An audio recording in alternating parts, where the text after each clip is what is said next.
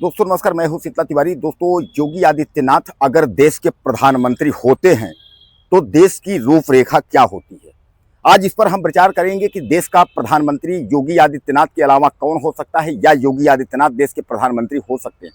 और अगर देश के प्रधानमंत्री योगी आदित्यनाथ हो सकते हैं तो उत्तर प्रदेश का मुख्यमंत्री कौन होगा, यानी इस पर हम विशेष चर्चा करेंगे। और आपको यह भी बताएंगे कि इस देश में अब की जो राजनीति है, यानी 2027 का जो चुनाव उत्तर प्रदेश का है, वह बहुत दिलचस्प होने वाला है। और उसके बाद 2029 का जो प्रधानमंत्री पद का जो दावेदारी है, वह भी बहुत दिलचस्प होने वाली है। यानी कुल मिलाकर के आप समझ लीजिए कि देश का प्रधानमंत्री से लेकर के और राज्यों के मुख्यमंत्री तक जो है बदलने की पूरी संभावना बन गई है।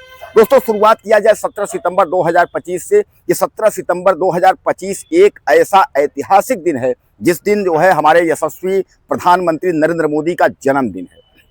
और 17 सितंबर 2025 को नरेंद्र मोदी यानी प्रधानमंत्री हमारे जो है वह 75 साल के हो जाएंगे। 75 साल का होने का मतलब ये है कि बीजेपी में कोई लिखित तो नहीं है, लेकिन जो बीजेपी की नियमावली है, बीजेपी का जो रूल नरेंद्र मोदी ने बनाया है, उसमें यह कहा गया है कि 75 साल के बाद कोई भी व्यक्ति मंत्री नहीं रहेगा, कोई भी व्यक्ति चुनाव लड़ने की उसको जो है परमिशन नहीं दी जाएगी। यानी कहने का तात्पर्य है कि 75 साल तक ही नेता रह सकता है, मंत्री रह सकता है। यह बीजेपी के कार्यकारिणी में जब 2014 की बैठक हुई थी, उस समय नरेंद्र मोदी ने यह बात तय किया था। यह पार्टी में नरेंद्र मोदी ने इस बात को बताई थी। और इसी के तहत डॉक्टर जोशी जो है और आडवाणी, इन दोनों को और इनके अलावा भी कई 75 का हवाला देते हुए उसके बाद इन लोगों को जो है मार्गदर्शक मंडल में डाल दिया गया। ये किनारे हो गए। किनारे होते ही उसके बाद जो है पूरा मंत्रिमंडल जितना था, वह मंत्रिमंडल अपना नरेंद्र मोदी जी के अधीन, यानी उनके जो है जितने भी मंत्रिमंडल थे वह सब जो है प्रधानमंत्री नरेंद्र मोदी के कंट्रोल में जो है काम करते थे और आज तक काम कर रहे हैं। क्योंकि तीसरी पंचवर्षीय चल रही है। 2014 में सरकार बनी थी और 2014 में पहली बार सरकार बनी थी। उसके बाद 19 में दूसरी बार सरकार बनी थी और 2024 में जो है इस बार तीसरी बार सरकार बनी है। लेकिन 2014 और 2019 में पूर्ण बहुमत में बीजेपी की सरकार थी, लेकिन इस बार थोड़ा सा जो है उधारी लेना पड़ा है। यानी जो है जो विपक्षी पार्टियां हैं, चंद्रबाबू नायडू और उसके बाद नीतीश कुमार, इन लोगों को जो है लेना पड़ा और नैया जो है डगमगाती रही। लेकिन फिर भी जो है नैया पार लगता है लग जाएगी। अब जिस बात का हम जिक्र किए हैं कि 17 सितंबर 2025 को जो है नरेंद्र मोदी 75 साल के हो जाएंगे। अब जब 75 साल के हो जाएंगे तो जो नियम है कि 75 साल के बाद कोई पद पर नहीं रहेगा, तो क्या प्रधानमंत्री नरेंद्र मोदी जो है यह पद को छोड़ेंगे? यानी नरेंद्र मोदी जो है क्या अब प्रधानमंत्री नहीं रहेंगे? अब जब नरेंद्र मोदी प्रधानमंत्री नहीं रहेंगे तो फिर देश का प्रधानमंत्री होगा कौन? तो इस क्रम में जो है योगी आदित्यनाथ का नाम आ रहा है और नितिन गडकरी जी का नाम आ रहा है। अमित शाह भी लाइन में है।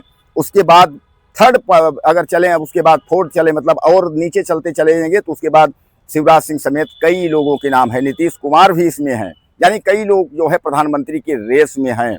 लेकिन मैं आपको बता दूं कि जो अगर ताज़ा और जो सूत्रों की जानकारी है, उसमें केवल 3 ही नाम है, योगी आदित्यनाथ का, नितिन गडकरी का और अमित शाह का।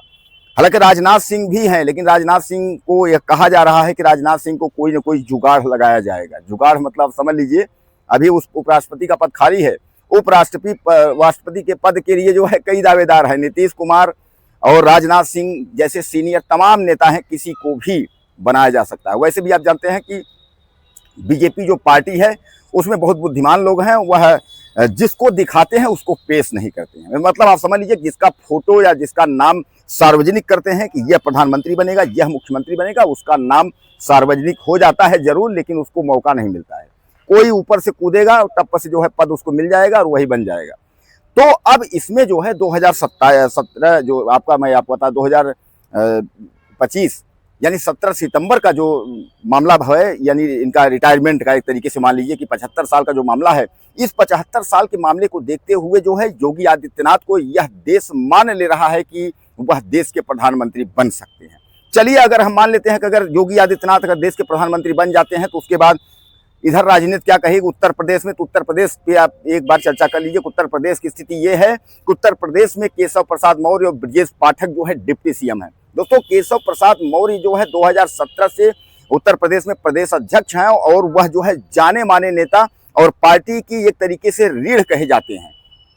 हालांकि मैं आपको बताऊं, केशव प्रसाद मौर्य की नाराजगी को देखते हुए पार्टी ने भी यह तय किया है कि कुछ न कुछ जो है जुगाड़ लगाया जाएगा। जुगाड़ लगाने का मतलब आप समझ लीजिए, केशव प्रसाद मौर्य को जो है डिप्टी सीएम बराबर दिया जा रहा है। इनको 2017 में सरकार बनी है, 2022 में फिर चुनाव हुआ है, फिर सरकार बनी है। पहली बार ये चुनाव जीते थे, दूसरी बार चुनाव हारे हैं, लेकिन फिर भी इनको डिप्टी सीएम का पद जो है दिया गया है और ये डिप्टी सीएम हैं। अब केशव प्रसाद मौर्य जो है वह चाहते हैं कि हम जो है उत्तर प्रदेश का मुख्यमंत्री बन जाएं।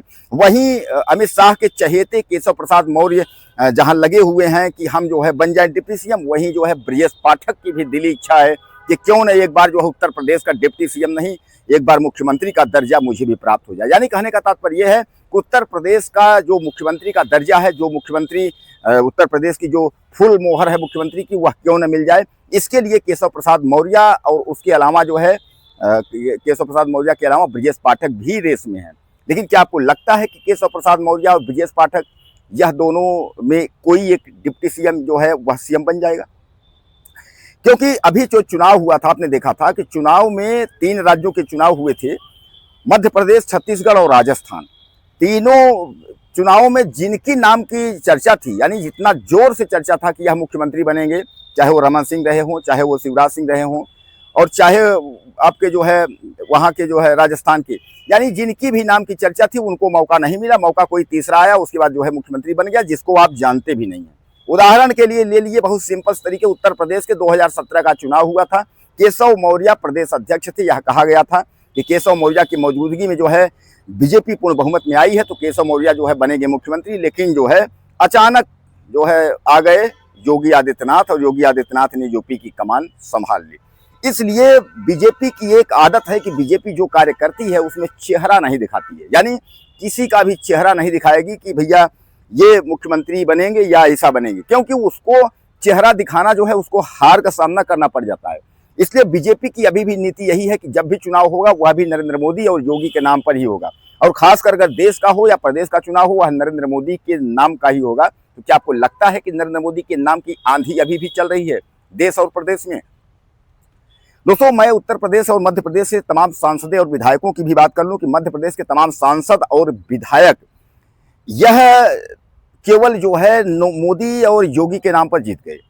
सरकार जो है नरेंद्र मोदी की थी, नरेंद्र मोदी अच्छे दिन लाने वाले थे। 2014 से लेकर के 2017-18 जितने भी चुनाव हुए, सब में जो है नरेंद्र मोदी के नाम का जो है माला लेकर के और विधायक और सांसद घूमते रहे, अच्छे दिन लेकर के घूमते रहे। उसके बाद जो है क्या हुआ कि सरकार जो है बन गई, विधायक जी जीत गए। अब जो है उत्तर प्रदेश, मध्य प्रदेश समेत जितने भी विधायक हैं, जहां के भी विधायक हैं, कुल मिलाकर के आप समझ लीजिए कोई भी कार्य नहीं करना चाह रहा है, या किसी को कार्य करना ही नहीं है, क्योंकि उनको पता है कि हम तो नरेंद्र मोदी के नाम पर जीते हैं भैया, नरेंद्र मोदी काम कर रहे हैं, हमको काम करने की कोई जरूरत नहीं है। कोई भी विधायक जो है अपने क्षेत्र में कुछ भी नहीं कर रहा है, कोई भी सांसद कुछ भी नहीं कर रहा है, सब नरेंद्र मोदी के नाम पर जयकारा लगा रहे हैं। अच्छे दिन की आस में वह लोग भी बैठे हैं कि अच्छे दिन आएंगे, उसके बाद मलाई खाएंगे, कोई मतलब नहीं है, अच्छे दिन आएंगे, हम तो जीते ही हैं, हम तो विधायक हैं, हम तो सांसद हैं। और इसी आस में अभी बहुत सारे सांसद और विधायक बैठे हैं कि फिर चुनाव आ रहा है, 2027 का यूपी का चुनाव है, और 2027 में इस बार हम भी बाजी मार लेंगे, हम भी 5 साल खाएंगे मलाई। और यही सांसद भी ताक लगा के बैठे हैं कि नरेंद्र मोदी के नाम पर एक बार और उल्लू सीधा हो जाए तो हमारा भी नंबर लग जाए। दोस्तों, जनता एक बार जान चुकी है, क्योंकि मैं आपको बता दूं कि जो जय श्री राम, जो आंधी 2014 में थी, उसके बाद 2019 में, अब 2024 आते आते जो है जो तूफान था वह धीरे धीरे करके कम हो गया। आपको याद होगा कि उत्तर प्रदेश की जो 80 सीटें थी, 80 सीटों में 37 सीट पर भारतीय जनता पार्टी सिमट गई, यानी 40 सीट भी भारतीय जनता पार्टी को नहीं मिली। इसका मतलब यह है कि धीरे धीरे करके नरेंद्र मोदी का जो जादू है वह धीरे धीरे करके खत्म हो रहा है। अब कुल मिलाकर के जो है आपको तय करना है कि उत्तर प्रदेश का जो मुख्यमंत्री है वह किसको बनाएंगे, केशव प्रसाद मौर्य को बनाएंगे या ब्रजेश पाठक को बनाएंगे या किसी और को, और देश का प्रधानमंत्री या योगी आदित्यनाथ को बनाएंगे, नितिन गडकरी को बनाएंगे या अमित शाह को बनाएंगे, यह आपको तय करना है। दोस्तों, ज़्यादा से ज़्यादा मुझे आप टिप्पणी करिए, ज़्यादा से ज़्यादा मुझे कमेंट करिए कि आप देश का प्रधानमंत्री और उत्तर प्रदेश का मुख्यमंत्री, इन दोनों में किस चेहरों को, यानी यह दोनों में, यानी उत्तर प्रदेश में और देश में आप किसको देखना चाहते हैं। अपनी राय मुझे आप ज़्यादा से ज़्यादा दें, और चैनल को सब्सक्राइब करने के लिए वीडियो फिर मिलते हैं। नमस्कार।